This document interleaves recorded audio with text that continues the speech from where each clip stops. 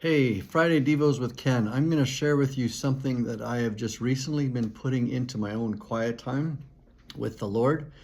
And it is just amazing. It's something I've kind of toyed with before, but never taken it as seriously as I have. And it's totally transformed my quiet times with the Lord. So if you know me, you know that we wrote, you can't really see that, but the Authentic Life Journal, which is a great way to actually have your daily quiet times. And I do that 5 out of 7 days a week. I'm not going to get into that now. You can go to freedomsession.com or Google Authentic Life Journal, freedomsession.com.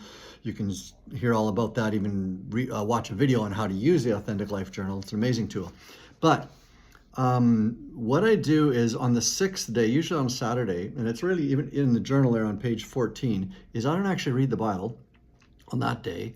What I go back and do is reread my previous 7 days or 6 or 7 days of journaling the previous week.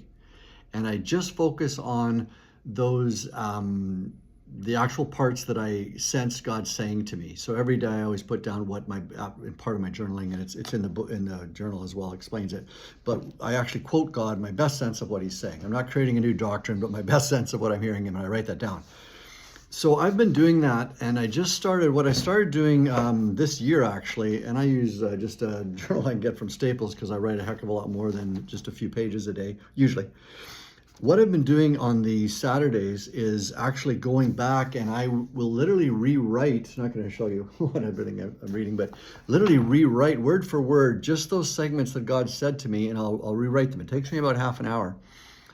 And it's just amazing because God often speaks to us in themes. And if we don't kind of take time to review what he's been saying over the last 7 days, we'll miss sort of the big 20,000 foot theme.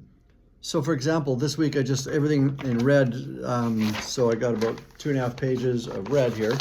I wrote down, I realized that God's been speaking to me about holiness, and there's a difference between holiness and sin. Just give you a couple of the highlights here. Like he said, I was reading in the Bible, talking about and just seeing the power in some of the apostles' lives. And God said to me, this level of power comes through holiness and prayer. And prayer is humbling because it's warfare in which you must actually exercise a level of faith and trust in me that you've only toyed with. The invitation's open, it always has been, but few accept the invitation. Then 2 days later, 2 days later, he talked about the most important two truths are seek the brightest path.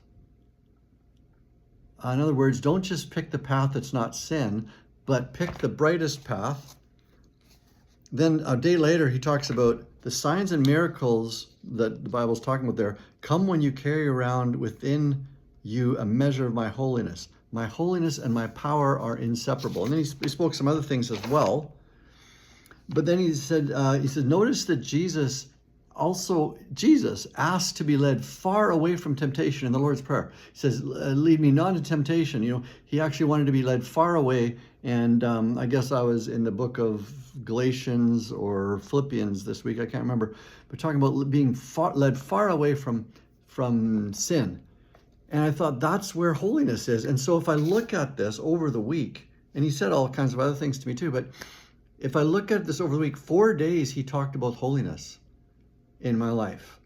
Not just not sinning, not just, not looking at that, but what's best, holy, and, so just profound how God speaks to us in themes. And if I never would have taken the time to reflect on what God said to me the last 7 days, I would have missed that message.